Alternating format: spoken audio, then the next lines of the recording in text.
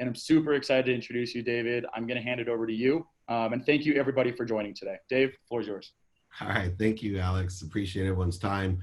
I will make it valuable and productive for everyone. I'm going to give a little story, my journey, to give some perspective of value, and then give some specific pragmatic advice on how we can help people with the 4 things that they can control: their mindset, their feelings, what they think and hear, especially what they say as well. So looking at that, I could just give you a little bit of background. My journey is really about relationship between 2 things, and I think it's aligned with what is happening today to help you as well. The 2 things are currencies. One is the currency that you know. A currency is an object of energy that you put into the flow to get what you want, and that currency is money. And then the other currency, which isn't talked about as much in the corporate world, but I believe it should be in the non-dogmatic way, is the currency of faith. And that's what we think, say, do, believe, and understanding our own personality traits, characteristics, obsessions, and addictions, what I call our unconscious competencies, our quantum being. So my journey is one of a relationship between those currencies, the currency of money, which at an early age, I believe, bought happiness and love, and faith itself, of thinking, saying, doing, believing, and what my own personality traits, characteristics, obsessions, and addictions were aligned with, and how those values were formed to create what I wanted out of my life. And so I was born in a place called Akron, Ohio. The great place, the thing about being born in Akron is it's a great place to be from, and it's a great perspective builder. But my dad left when I was 5, and I had 5 siblings, 6 kids, a single mom. My mom worked 2 jobs. She was a 2nd grade teacher, and then she would pack our dinners in a paper bag in a Country Squire station wagon and fill up turnstiles at convenience stores with greeting cards. My mom has several different attributes that's helped me in my life. The first is she has the belief that the fetus wasn't fully developed till after graduate school. She was a 3rd degree black belt in the martial arts, the martial art of Jewish guilt. She woke us all up at 5 a.m., which still today seems to be the greatest parenting advice ever. I was too tired ever to get in trouble. And she also believed that you either were a doctor, a lawyer, or a failure. And so the cool thing about what I've learned about myself is I'm born with the happy gene. And so it well equips me to teach happiness and empower others to be happy. Happy is so important. Why? Well, in these days especially, happiness is the strongest virus of all time. It spreads by simply witnessing it. It strengthens you emotionally, physically, spiritually. It actually increases and strengthens your immune system, so it protects you against any type of virus. It is also a connector. It allows us to understand that the light, love, and lessons of the universe comes through us for others, which is a lesson that I've learned in the currency of faith. And so when I started out at 5 years old, my dad left with a single mom, and I had no money.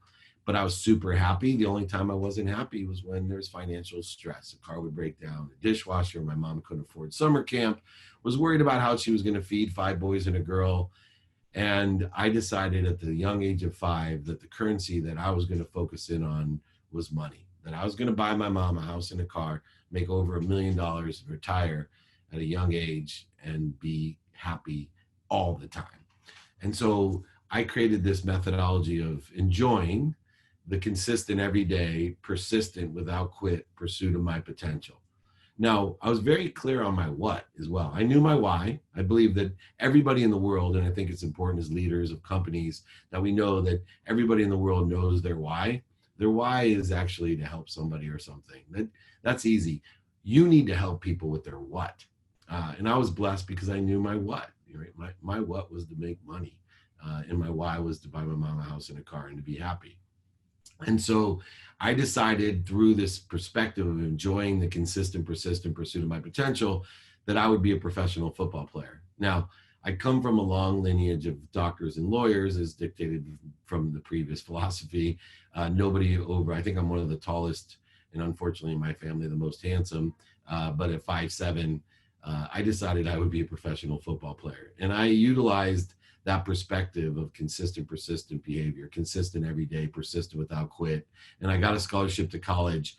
my dream to end one play into my college career when I got ran over by Christian Okoye, who was later known as the Nigerian Nightmare. He was the AFC Player of the Year.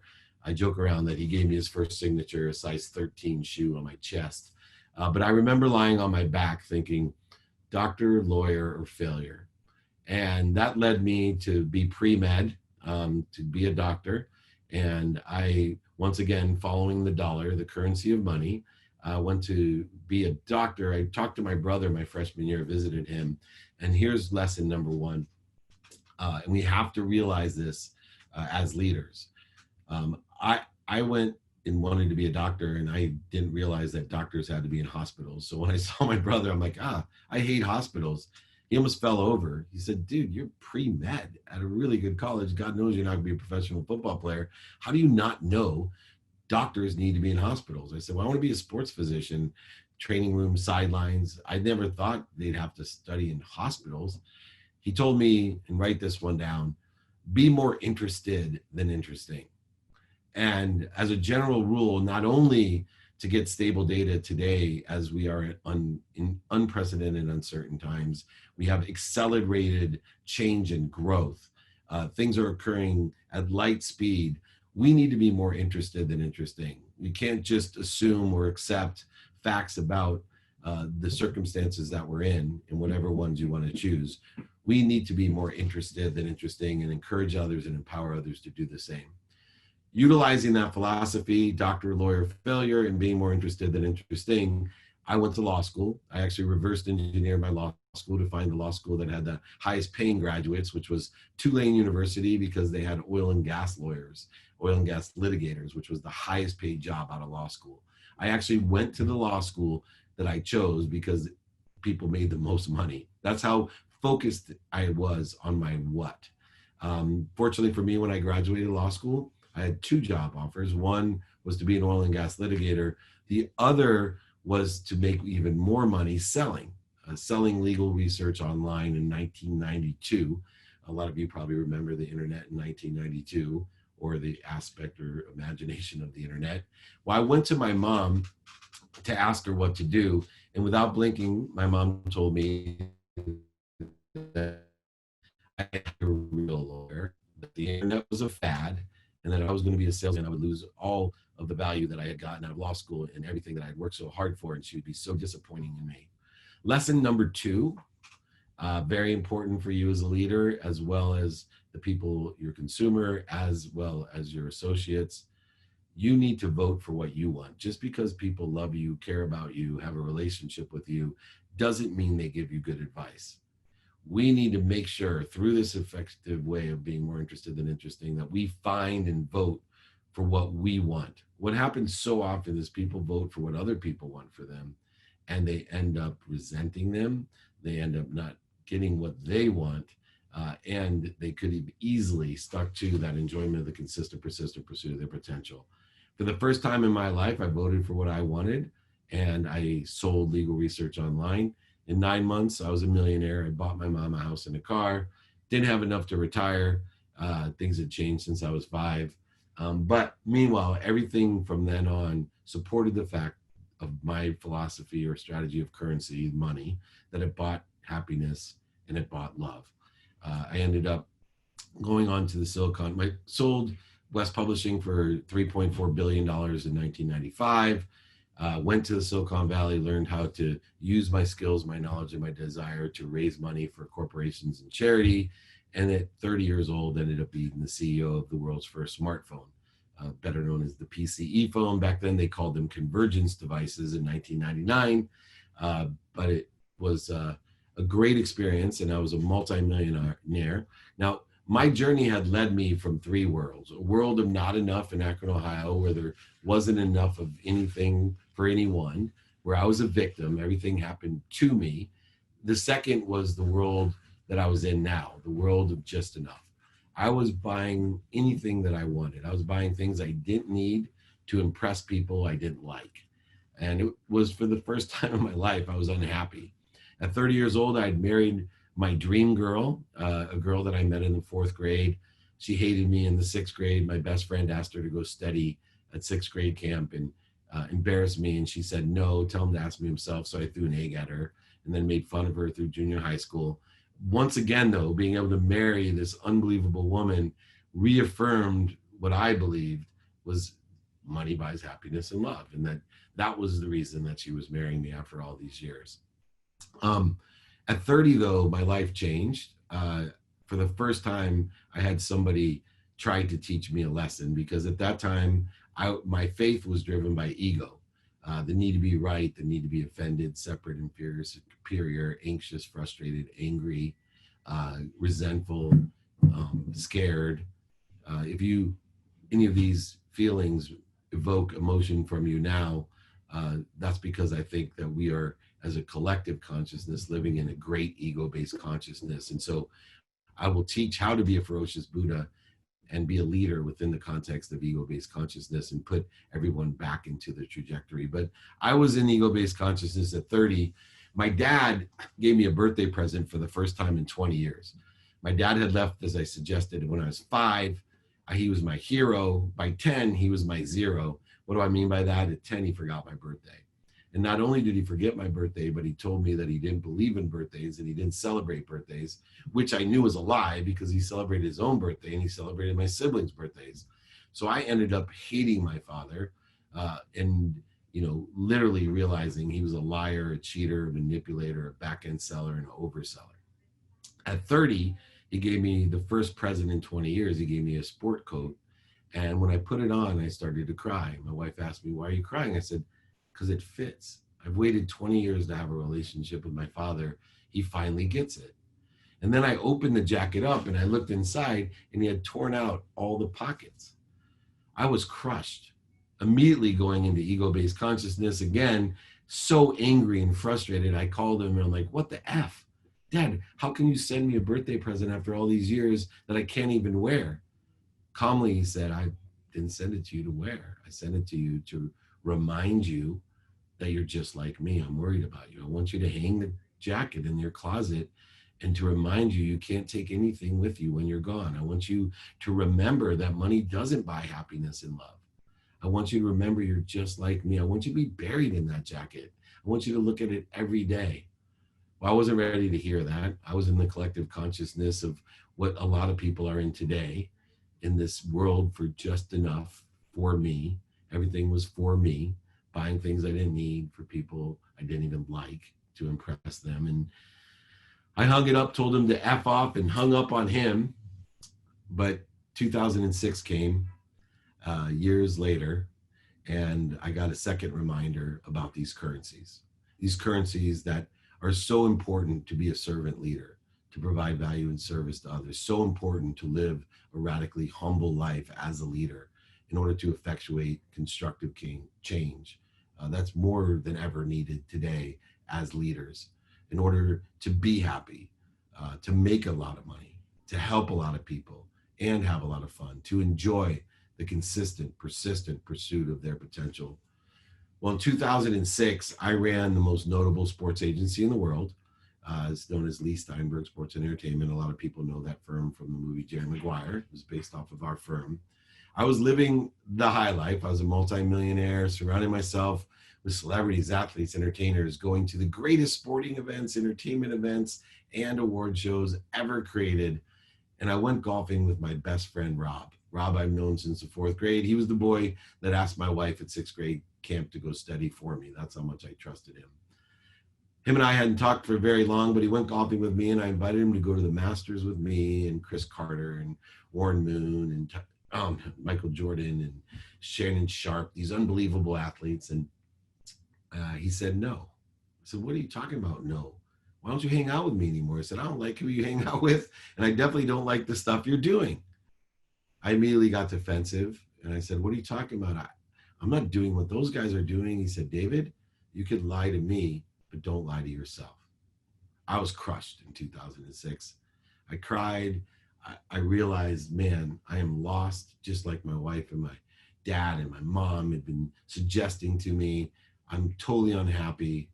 I have to figure this out. But no more than 2 weeks later, I went to the Grammy Awards. I lied to my wife. We had 3 daughters at the time in 2006. And I lied to my wife, told her I was going to go to a business meeting. I changed clothes in the car and I went to the Grammy Awards with Little John, the rapper.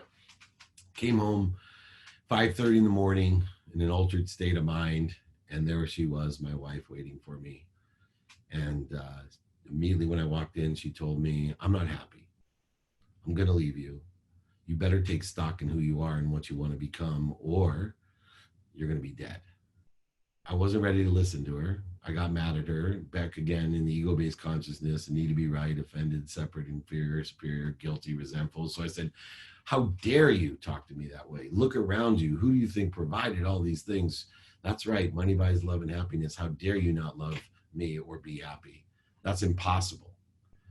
And so what I did at that time is I stormed to my room, woke up in the morning, even madder. I accelerated an ego-based consciousness, separating myself from the truth, thinking about how I could take all my money, all happiness and love from her, even including my kids, thinking about what divorce lawyer I should call, blaming her for everything. And then I looked over in the closet and my life changed. That darn jacket my dad gave me was yelling out to me. I had realized at that moment that I was just like my father. Everything I hated about my father, I hated about myself. I was a liar, a cheater, a manipulator, a back-end seller, and an overseller. And so at that time, I went and took stock or took inventory of my values. And I decided what my personal values were going to be, my experiential values, my giving values, and receiving values. At that time, I realized that I wasn't a giver. I always believed the more you give, the more you get. The problem was every time that I gave, I was trading. I had some condition or judgment attached to my giving at all time. If I gave a down payment to a house for one of my brothers, I expected something back, respect, love, gratitude, something had to be back. If I donated to my community, I expected acknowledgement and recognition.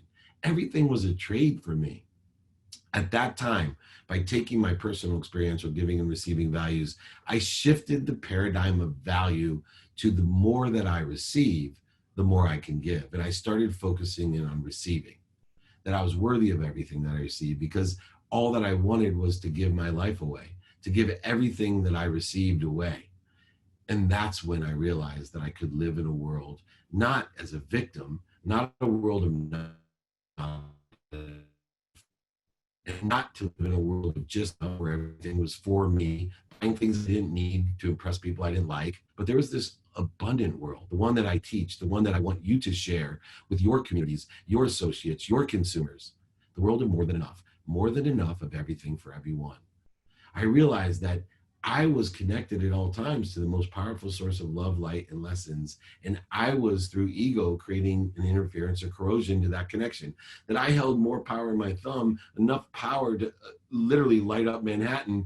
And that every time that I went into ego-based consciousness, I accelerated an interference or corrosion to that. And that my own existence was to appreciate all of the love, the light, and the lessons that I was connected to in order to allow it to come through me and add value, my personal inventory of values, and give it away to everything I'm connected to and everyone. A tree has no branches. It isn't equal. It's unified, right? Equality creates an idea of separateness. There is no separateness. There's no inferiority, superior. There's just one. One branch of a tree would not go to war against another branch. We need to stop creating resistance, voids, and obstacles. We have to stop creating interference and corrosion between, number one, that which we're connected to, the most powerful source of light, love, and lessons, and everything else that we're connected to. We are creating this problem. And so it led me to teach these 5 things. Number one, take inventory of your value every day. Your personal values, your experiential values, your giving and receiving values, which are also one, knowing that you can't give what you don't have. And looking at those values, living with gratitude, number one. Gratitude allows the past to be better with its lessons, the present to be better than that, and the future be brighter than that. If you want to change your life, say thank you before you go to bed and when you wake up. Say it for 30 straight days. I guarantee you, quantitatively, your life will change. It takes 0.1 seconds to say thank you before you go to bed and when you wake up. And if I pulled the 100 people that was on here right now and asked who here thinks they can say thank you every day and who here thinks it would change their life, every one of you would raise your hand. The saddest part is by the end of the day, half of you won't say thank you. By tomorrow morning, another half of you won't say thank you. And within 3 days, almost all of us won't say thank you. I have studied physics, quantum physics, metaphysics. I sit on the Transformational Leadership Council with Jack Canfield and Bob Proctor and Deepak Chopra, and all these great thought leaders have written all the books and wisdom that they share, and all of them agree that gratitude is the most powerful source of light, love, and lessons. Gratitude is the highest frequency. It will change your life.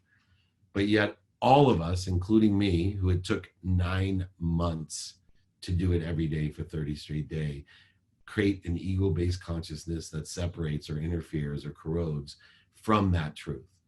So we have to live with gratitude as a value, empathy or forgiveness. We can only forgive ourselves and then allow that to come through us for others. We can't give what we don't have.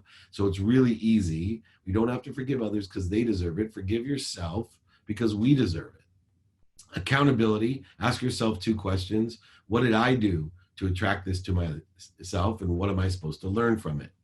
Don't live in blame, shame, and justification, and don't allow everyone else to do the same. We have to, especially virtually today, especially with the fear, the anxiety, the ego-based consciousness that exists, we have to create a mechanism to clear the interference, to clear the void, shortages, and obstacles. People are not gatekeepers, they're sponsors. Everybody knows somebody that can help us, or they're power sponsors, somebody that can help us and knows somebody that can help us. We need to utilize the second rule with accountability of asking and attracting. What does that mean? Statistically, if we're going to create a flow or a change, we need to ask for help, right? And we need to ask how we can be of service or value. So there's 2 series of questions to learn. Number 1, learn to ask a series of questions and teach others to ask a series of questions of how we can provide service or value or solutions to other people. And we do this in person, on the phone, via email and media, radio, print, TV, and social media. We do it every single day. I always talk about my favorite story of asking is the Home Depot. Home Depot has 4 different checkouts. It has the consumer, it has the garden, it has the contractor, and it has self. Do you know which one of those checkouts sells 3 times as many warranties as all the other 3 checkouts combined? It's the self-checkout. The self-checkout sells warranties for their appliances and their tools and other things. Do you know why? Because the machine asks every time. You need to ask how you can be of service or value. And more importantly, you need to ask, do you know anyone that can help me? And we need to do that not just of our consumers, but we need to ask it internally, especially today with the separation that has occurred through the virtual nature of our business, in order to effectuate a better connection so that both currencies, money and faith, can flow freely. Look, money doesn't disappear. It just slows down or stops. Let's create the flow of currency in order to effectuate abundance, a world of more than enough of everything for everyone. So the first thing that we need to work on with everyone is taking inventories of our values, and don't be afraid of being a hypocrite. That just means that you're accelerating and growing and changing. Don't be afraid of saying, oh, those weren't my values yesterday. I've now learned something and improved myself and changed and grew. Also, ask and attract open-ended questions of how you can be of service or value, or do you know anyone that can help me? The third thing that we need to do, especially now in the remote atmosphere that we're in, is we need to be students of our calendar. What does that mean? To study something means to, number 1, pay attention to it, but 2, give our intention to it. If you want to know the math of the universe of luck, I always say that attention plus intention equals coincidence. Coinciding, 2 angles coincide at a perfect time at a perfect place to create a perfect angle. This is what attention and intention does. And we need to study 3 different things. Number 1, you have to study what you have planned. Study what you have planned with a lens of productivity, of how much service or value you're going to provide, a lens of accessibility, which is a bifocal, a lens of how accessible am I, and 2, how am I accessing what I want, and a lens of gratitude. The lens of gratitude allows us to find the light, the love, and lessons in everything. It allows us to learn to love everything that we do. We don't love everything you do. I've had some stupendous positions in my life, activity I get paid for that most people would do for free or even pay to do. But guess what? I didn't love 100% of it. I had to learn to love it. I had a lens of gratitude to find the light, the love, and the lessons in everything I do. So I study what I had planned. I also study what I don't have planned, the white space, the empty space in my calendar. I'm studying with the same lens of productivity, accessibility, and gratitude. And then I also study sleep. Sleep's the number one habit that we all share. It's approximately 8 hours of every day of our lives. And most people don't pay any attention or give it any intention. And they're missing out because it's the only time of day that our conscious and our ego are naturally out of our way. We naturally have cleared the connection of our subconscious and unconscious mind to the powerful source of light, love, and lessons. We actually, instead of living like the myth of Sisyphus, where you push a boulder up the hill all day long, just to have it roll down to the bottom of the hill for the next morning, you now can plateau and grow. By studying sleep, you can start your day at the highest frequency. You can use that as a baseline to determine when you're in ego-based consciousness, when you're accelerating in the wrong direction, creating void, shortages, and obstacles in your life, creating corrosion or interference between the light, the love, and the lessons in you, moving and voting for the wrong things, creating unhappiness, disturbance in your life. But instead, we can effectuate by simple, pragmatic studying a happiness, a productivity, accessibility, and gratitude that you've never seen before. The fourth thing is do it now. Do it now is straight math. It's a habit that I have. Anything that presents itself in my life, I ask myself, can I do it now? And if I can do it now, I do it. It's a great differentiator in my career because there's a huge difference between people that get things done and people that don't. It's a huge differentiator. And guess what? 100% of the things that you do now get done. 100% of the things, you can't beat that. And if you can't get it done, then put it in your calendar tomorrow.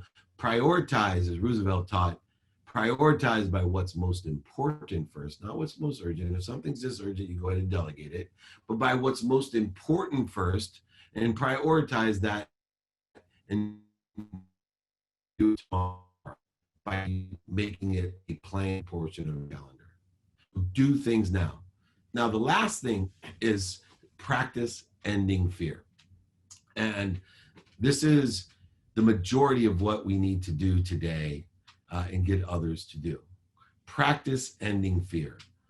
Fear itself creates that interference, the corrosion between the two currencies, the currency of money and the currency of faith, right? If we have green card or gold card or platinum card or black card, we can buy more and more and more. Less interference between us and the merchant. If we have green card faith or gold card faith or black card faith, once again, what we want comes more rapidly and accurately.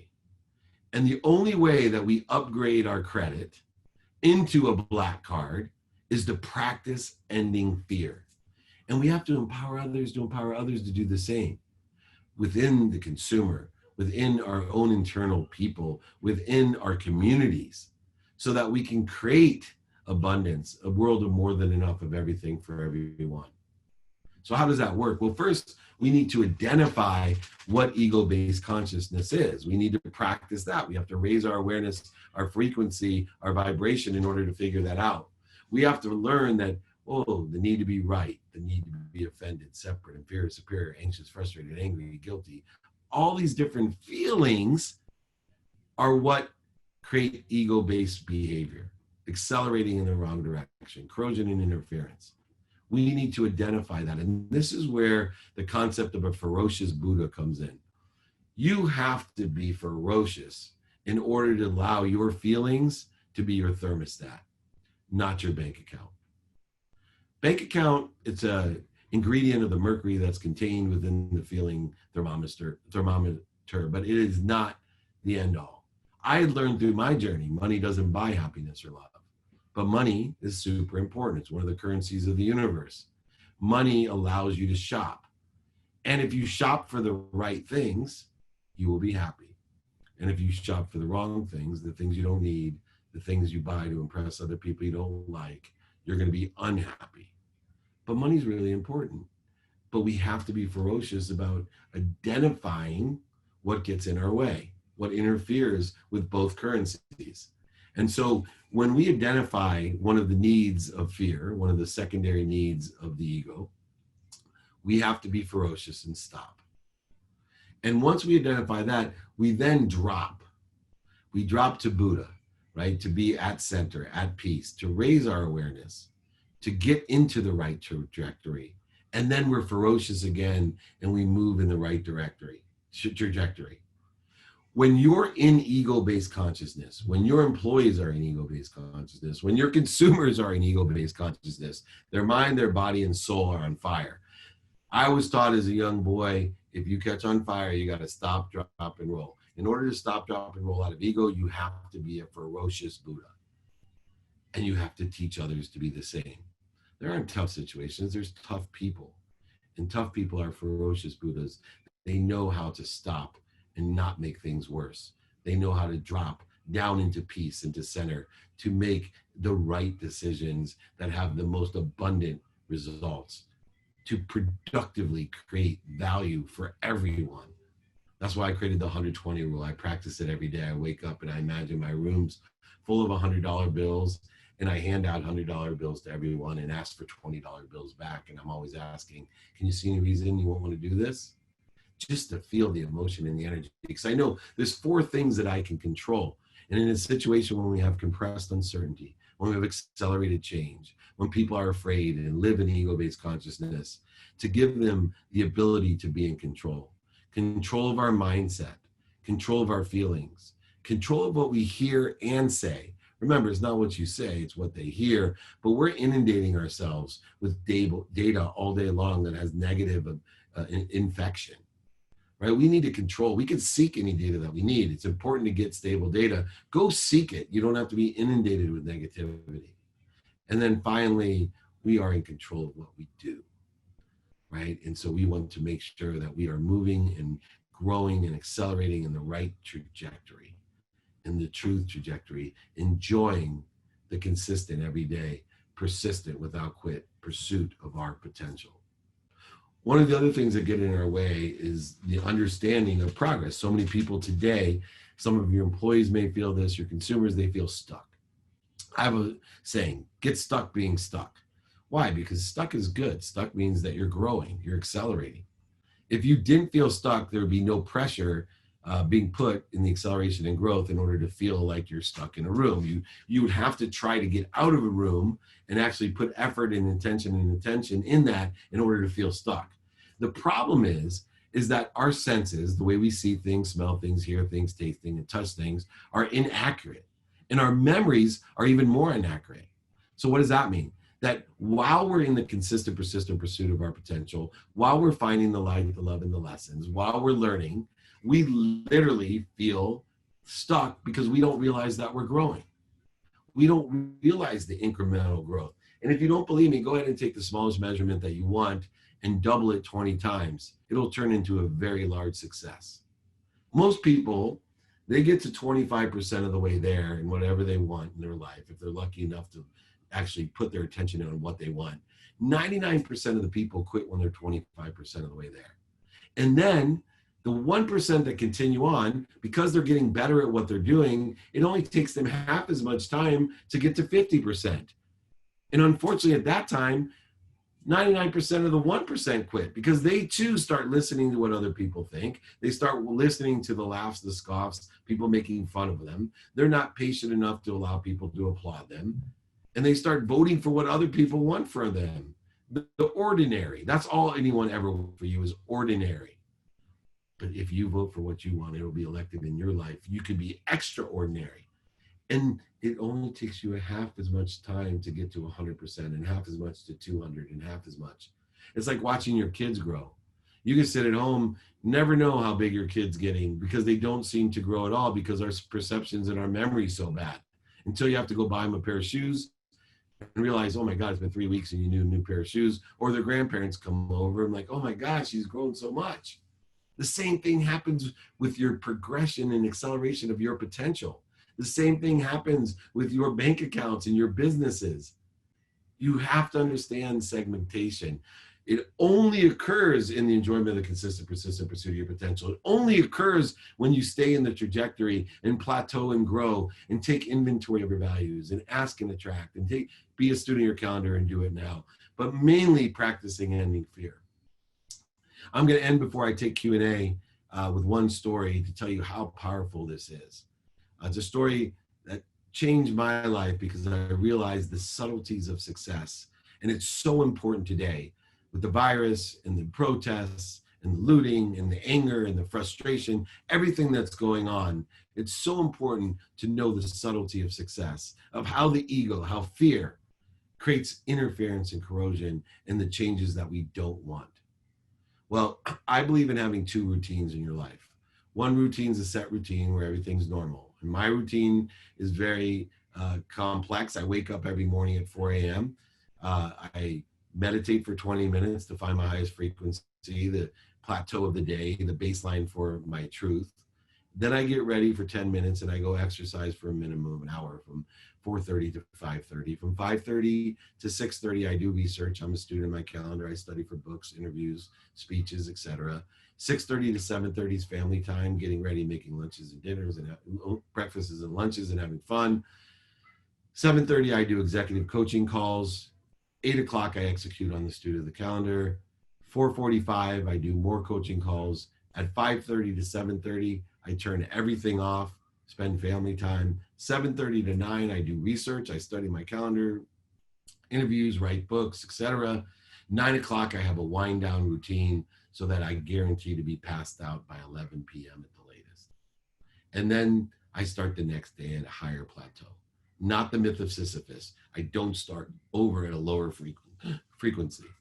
Now, when things change, I use my values in order to determine my routine. Minimum of an hour a day on my health, minimum of 30 minutes with my wife, a minimum of 30 minutes with my 10-year-old son, minimum of 2 minutes a day with my 3 teenage daughters. I asked for 5, they gave me 2. A minimum of 1 minute a day with my mom, just to tell her 4 things that every parent needs to know every day. That I'm healthy, 1. 2, I'm happy. 3, I love her. And 4, I appreciate her. If you want to improve the relationship with any family member, make sure they know that you're happy, healthy, you love them, and appreciate them. Well, anyway, routine. It was a Saturday. I had an unbelievable meditation, got ready, came out at the highest frequency of my house, and lo and behold, my 17-year-old daughter's car was missing. I immediately went into ego-based consciousness. I was pissed. I grabbed my phone and I was about to call and say, where the F are you? Where the F is your car? And then I was a ferocious Buddha. I actually, for one of the few times in my life, did what I teach. It'd be nice if I did it all the time. I'd be extremely successful and happy. I'm just happy and successful. Anyway, I stopped. And I dropped down into center and I asked myself, why are you so angry? And I realized I'm not angry. I'm scared. I'm scared something has happened to one of the most important people in my life who I'm actually responsible for. I'm not just scared, I'm terrified. And from that truth-based consciousness, instead of the ego-based consciousness of anger, I called my daughter and she answered. At 4:30 in the morning, she answered, hello. I said, hey, where are you? I'm in my bed. Where's your car? Oh, Daddy, it's at the grocery store. Kids were drinking, and you told me if kids are drinking that I should just Uber home. Oh, I'm so glad you're okay, and I'm so proud of you. Thank you for listening to me. Oh, it's okay, Daddy. I love you. I love you too. Might seem like a mundane story, and why am I telling it on a Google call for a bunch of leaders of companies? I'll tell you why. Because this is the basis of what happens in every business and every life. If I would have called an ego-based consciousness or had a communication with my employee or consumer or partner or whoever else that we deal with during the day when we make that mistake, but if I would have called my daughter and said, where the F are you? And she would have said, I'm in my bed. Where the F is your car? It's at the grocery store. You told me not to drive it if kids were, you were drinking. I'm going to take your car. I'm going to take your phone. I hate you, Daddy. If that's not bad enough, where our country, where our world, where our businesses fall down is where I almost fell down. Because the next time my daughter's out with her friends and kids are drinking, she would decide that it'd be better not to get in trouble. It'd be better not to have a hypocrite as a father, to take her car and her phone. So next time kids were drinking, she may jump in her car and change her life forever, and change my life forever, or change somebody that we don't even know's life forever. Imagine how much corrosion and interference that ego-based consciousness can cause you. In order to be a great leader, a compassionate capitalist, a servant leader, we need to empower others to be happy. I've been training people for free for 20 years, every single Friday, with the simple mission of empowering over 1 billion people to be happy, to provide value, and to ask for value. Every single Friday to find 1,000 people like you that are willing to empower 1,000 people to empower 1,000 people, 1,000 times 1,000, a million times thousands of billion. If I can empower 1 billion people with a collective consciousness of abundance, this world will change. We all will work within the truth consciousness, not in the interference and corrosion that's created. And it's as simple as being gracious, forgiving, accountable, and inspired, knowing that we have to take inventory of our values every day. We need to ask and attract a series of questions of how we can be of service or value, a series of questions of how people can help us. We need to be a student of our calendar. We need to do it now. And most importantly, help me, help you, no pun intended, to empower others to be happy by practicing ending fear. I appreciate everyone's time. I hope it was productive, and I'm extremely grateful to answer any questions that we may have right now. Thank you so much. Awesome. I'll just jump right into it. We got a bunch of anonymous people. That's cool. Do you talk about effective management in any of your books? On the same note, do you have any books that you would recommend effective leadership? Yes. So I wrote Compassionate Capitalism, as well as Creating the Life You Love with Jack Canfield. Also, Game Time Decision Making, all talk about management side of things. Connected to Goodness talks more on the individual manifestation side. Leadership books that I love is, to me, Think and Grow Rich is extraordinary. The Power of Intention, Wayne Dyer, extraordinary books.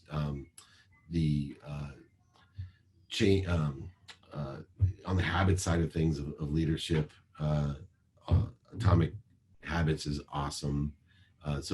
But feel free to reach out. I got a whole list of great books, but I'd start with Think and Grow Rich if you haven't read that. That's the gold mine. And happy to send everybody, by the way, my books for free. So I don't sell anything. My training's for free on Friday.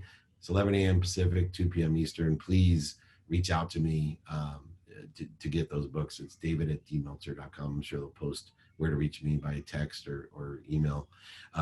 What are the key traits that make a great virtual leader? How does this differ from a great leader in normal circumstances? So the traits that I think that make a great leader is, 1, credibility.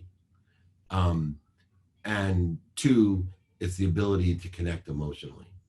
And then 3, the ability to articulate quantified value, meaning here's quantified reasons, here's quantified impacts, and here's quantified capabilities. Now, you can use overall impact and features and benefits in order to effectuate the credibility, emotional attachment, and the quantification of reasons, impacts, and capabilities. But those are the key traits as a virtual leader that we need to carry over. And how does it differ than in normal circumstances? Well, it's much more difficult to create an emotional connection. You can have credibility. You can quantify and articulate the quantified reasons, impacts, and capability. But people buy on emotion for logical reasons.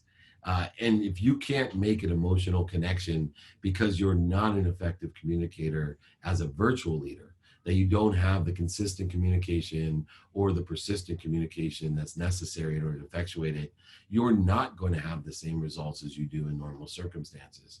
So really focus in on being more interested than interesting and asking people what they like, what they don't like, right? How you can make a difference. Find that delta of value and be able to deliver on it. And if you can't, then find somebody that can for them. At all times, I believe everybody should have 3 mentors at all times in their life, people that sit in the situation that they want to be in. And finding those people and asking for help is critical, especially in a virtual nature or environment that we're in. Next one, are you open to speaking at corporate events? If so, what's the best way to reach you? I hope that's a setup thing. Of course, I love doing corporate events. I do them all the time. Yes, please reach out to me, david@dmeltzer.com or jake@dmeltzer.com, or go to dmeltzer.com itself. There's a request. My text number, by the way, you can text me directly, is 949-298-2905. Love to help, and please reach out. That's a setup call. I hope it wasn't someone from my team doing that, but if you're true, thank you. I appreciate it. Love doing that. What companies do you think have the best leadership? You know, it's so interesting. I think the companies that do the best in what I call a compassionate capitalist way, like John Paul Tudor, Warren Buffett, Bezos, and you might look at that. I look at overall quantitative change that occurs from a leader. And one of those changes is, what are you doing to give back? And, you know, those leaders have, you know, regardless of what they've done, like $10 billion donation to our environment does so much, even much more than some huge philanthropic endeavors where, you know, we're doing certain things. That money is going to go a long way. But, you know, the great leaders of companies to me, and there's so many. John Scully with Pepsi and Apple, I thought, you know, incredible. Howard Schultz, you know, there's a lot of compassionate capitalists. Bill Gates, they're not perfect, by the way. So I can list out 20 reasons why they made mistakes. One thing I did mention, by the way, is pain. And this is, like, I look for people. I give an award called the Dummy Tax Award at my company. Every week I ask people what's the biggest mistake they made and what they learned from it. And we all share them. And then I give a bonus to whoever I think had the best lesson. Pain itself is just an indicator. It's a blinker. Pain is an indicator that you have a lesson to learn. Mental, physical, spiritual, emotional, financial pain. It's just an indicator. Hey, you got a lesson to learn. Let's change better. Let's make our situation better. Here's an indicator. It's called pain, that you got to move in a different direction. You got to learn something. So in that essence, all of these leaders that have, I look for ones that made huge mistakes and have come back and learned from them and then taught other people so that they don't have to pay the dummy tax. It's one of the basis of why I think I'm a great executive business coach, is because I have paid a lot of dummy tax, you know, and you shouldn't have to pay that. And it creates a quantitative value for people. Who's the most interesting person you've ever had on your Entrepreneur Magazine podcast? Wow, I had so many, but Deepak Chopra, Wim Hof, Ray Lewis, super interesting. You know, it was interesting. I didn't agree. Like, I had to take a lot of cuts on him, but interesting. Dennis Rodman was super interesting with his stories of going to North Korea. That was super. Danica Patrick is super interesting. I just did one, a really interesting one with, shoot, I'm drawing a blank on his name, but he's the CEO of Two Take Entertainment, used to be the chairman of CBS, and just an extraordinary one. I've done over 350 of these things, so it's hard to remember everyone. So pick and choose. Oh, Mike Mooseburger, nobody's heard of.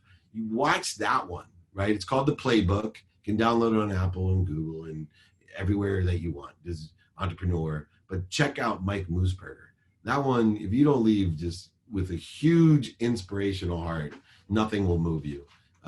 So thank you for asking that. What are 3 tips to keep our employees engaged in this new environment? Okay, 1, this idea of emotional reward. You need, if you can make someone feel good, about working with you. Feel really proud and good. That's the number one tip to keep people engaged. They feel good about, they're finding and learning the lessons. They're searching for the lights. They enjoy the consistent, persistent pursuit. The way to do that is to make your company a value-based company, right? I only teach 4 things: gratitude, forgiveness, accountability, and inspiration.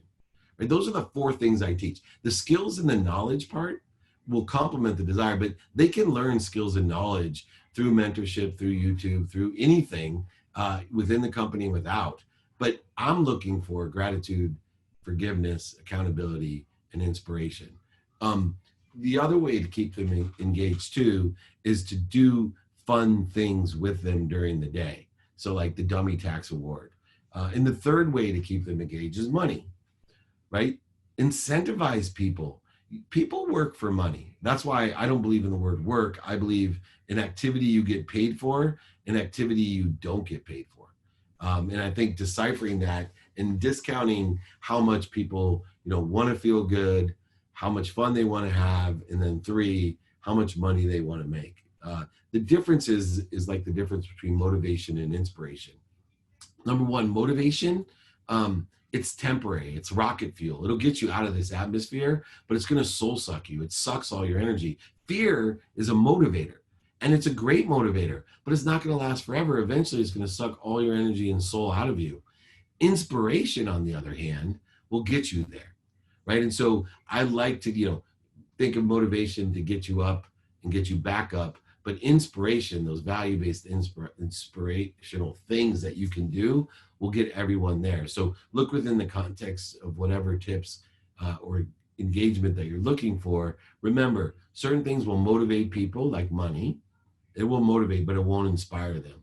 So, but you need both. If you feel there's a lull, everything seems to be coming down in your business, you had to do some furloughs or layoffs, or, something has happened that's discouraging. Motivation gets people back up, but inspiration will get them there. So make sure that you're blending motivation with inspiration.